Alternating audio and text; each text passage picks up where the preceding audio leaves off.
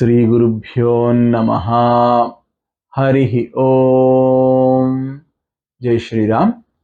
So, today let's start with our first shloka of Srimad Valmiki Ramayana, which is Tapasvadhyaya Niratam Tapasvi Vagvidam Varam Naradam Paripaprecha Valmikir Munipungavam. This is the first shloka.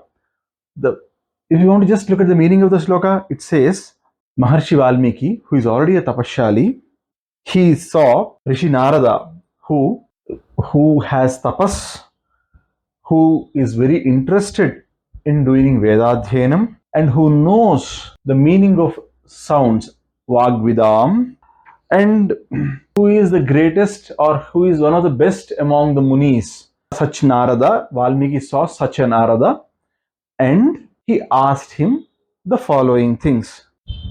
Now, that's what is a very, very superficial or an outer meaning of this shloka is. But when we look at each and every word of this shloka and try to understand the meaning of each of those words, we are in a treasure. I'm telling you, we are in a treasure. Why? That's the beauty of Ramayana. Every shloka has got a lot of meaning to say. While doing this complete reading, we probably might not be able to do a deep dive into each of the slokas, but since it's the first sloka, I really want to give you an in-depth meaning of this one sloka as much as possible. Now, here, Tapasvadhyaya Niratam Tapasvi Vagvidam Varam Naradam Paripaprecha Valmikir Munipungamam. So now, just let us try to understand what Tapasvadhyaya Niratam means. Now, Tapaha means, in one meaning, it is jnana. What is jnana again? Jnana is the jnana regarding the self. The final or the most important jnana that anyone needs to know, the knowledge. Jnana as such means knowledge. And here, knowledge means the knowledge of the self, of the supreme. Okay, so that's Tapaha means jnana. And another meaning for Tapaha is doing Kricha, Chandrayana type of vratas and also doing the Nitya Naimittika Karma Anushtana. So that also comes under tapas. So every morning you wake up, do Sandhya Vandana, do the Nitya Puja. If you are blessed by any guru and if you have a mantra that's given by a guru, you do that. Or if you have some spiritual sadhana, you do that. If you are a person who likes bhajana and you do it as a part of your routine every day, that also becomes tapas. Any spiritual sadhana that you are doing, that's again tapas. So tapaha means that also. And tapaha also means the thing that actually talks about Brahman. This is not Brahma in the Brahma, Vishnu, Maheshwara or the Trimurtis. It's the Parabrahma, which is the root cause of everything. So tapaha means, so because it's talking about Brahma, any person who is interested in Parabrahma, the supreme consciousness, that also, he also is called as someone who is doing tapaha, or anyone who is interested in Vedanta, because what talks about Brahma? Vedas talk about that Parabrahma. So, and Vedanta, Upanishads also talk about it. So someone who is interested in reading Vedas, who is interested about Upanishads, who is interested in the Parabrahma, he is also doing tapaha on a daily basis. So that's the meaning for one word, tapaha. Okay. And then Swadhyayaha. Swadhyayaha is reading the holy texts on a daily basis.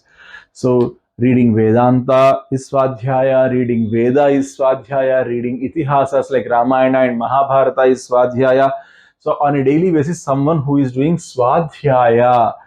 So Tapaha and Swadhyaya Niratam. So here it is saying, in the sloka says Tapaswadhyaya Niratam. So someone who is doing it on a daily basis, who is interested in Tapaha, who is doing Tapaha or Tapa, and who is also doing Swadhyaya on a daily basis. So Tapaswadhyaya Niratam.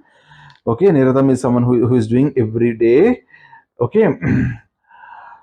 Tapaswadhyaya Niratam Tapasvi. As I told, Tapasvi is someone who does this Kricha Chandrayana vratas and who does his Nitya Naimittik karma. So that's the tapas. So that the person who is doing that is called Tapasvi. Then, as I also told you, tapas is also, according to Veda, tapas, when someone does this tapas, I mean in Hindi it's tap, in Telugu it's tapassu. Okay, so when someone does this, he is on the path to liberation, is what Veda says. So, if you are aware of Adi Shankar Bhagavad Padacharya's philosophy, you would be knowing about sadhana chatushtaya sampatti. So, anyone who has that sadhana chatushtaya sampatti, he is considered to be the adhikari to learn Vedanta. So, someone who is doing tapas would actually be one of the adhikaris to learn about the Parabrahma. So, that way he is also called as tapasvi.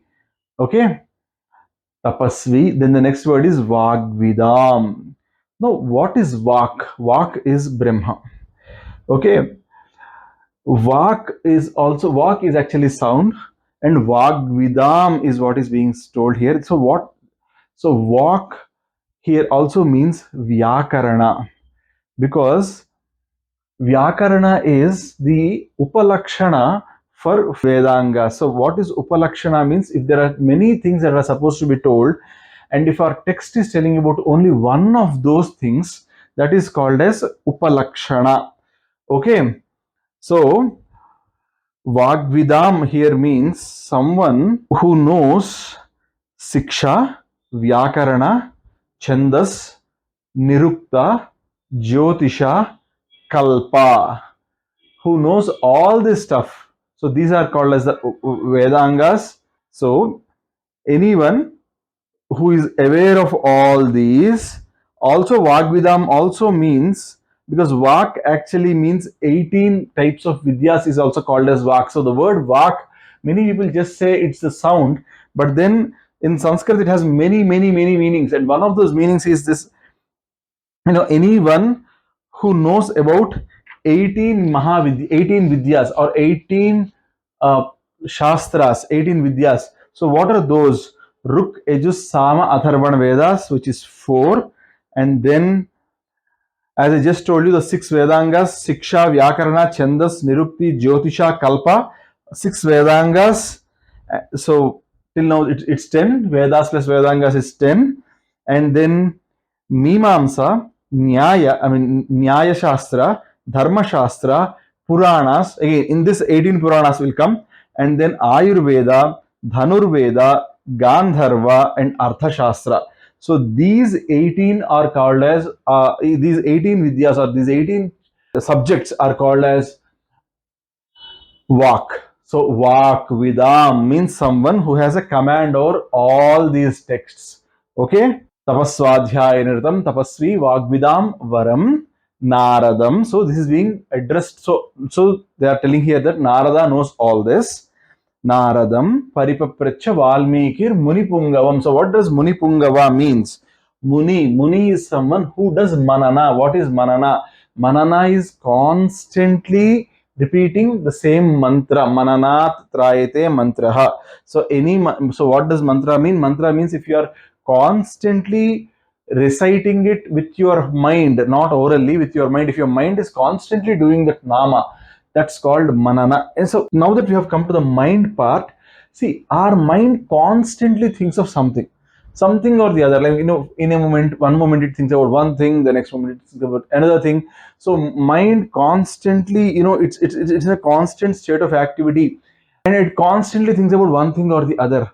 Now, if you give a mantra to that mind, or if you make that mind think about God constantly, or if you make that mind, you see, mind always needs something to dwell upon. So if you give your mind something which is regarding God, which is regarding, which is a mantra which gives safety to you, that actually protects you. So a Muni is one who gives a mantra to the mind, and that mind constantly dwells upon that mantra, or constantly does a dhyana of that mantra. So a man who is constantly doing manana, he is Muni. So, and Muni Pungavam means a person who is great amongst all those Munis. Okay, Valmikir Muni Pungavam. Okay, here Tapaswadhyayanatam, Vagvidamvaram, Munipungavam, Naradam, or all four are being used to just address one person who is Narada. So why is Narada so important here? Okay. Gayan Narayana Kadham Sada Papa Bhayavaham Narado Nasayanneti Nrunam Ajnanajam Tamaha.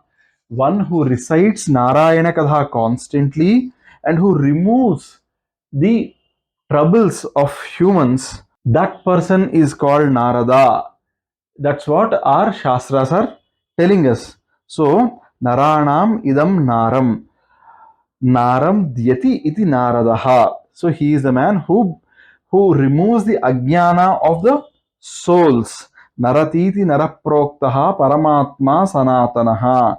So so this whole world, which is run with Srishti, Sthiti, and Laya, which means Srishti is creation, Sthiti is protection or organization, and then Laya is destroying it. So the person who is running this is Narayana, or that man, he is told as a Paramatma Sanatanaha, is that.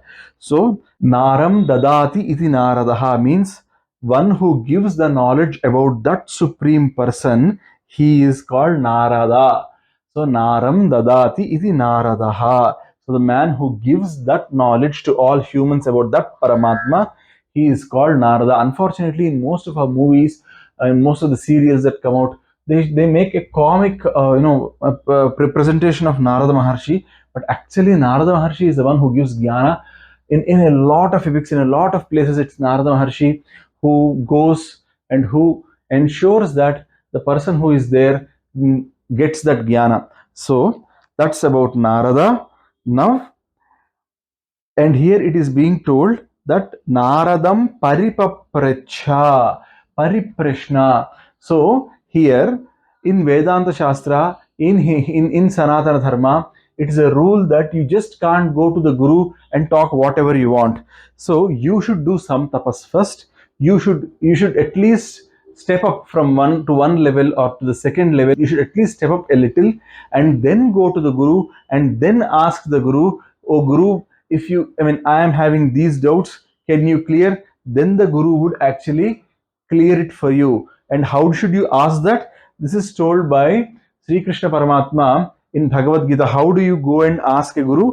Tadvidhi pranipatena pariprashnena sevaya upadekshyanti te jnanam jnaninaha sattvadarasinaha jnaninas sattvadarasinaha, which essentially means you go, you do a pranipata, you fall on their feet, and then you say, Swami, this is the doubt I have. If I am eligible to know this knowledge, please let me know about it. That's how you ask a Guru. That's called Pariprashna. That's what Valmiki Maharshi did. And what are the questions that Valmiki Maharshi asked to Narada? We will see that in our next talk. Om Tat Sat Sri Gurubhyo Namaha. Jai Shri Ram.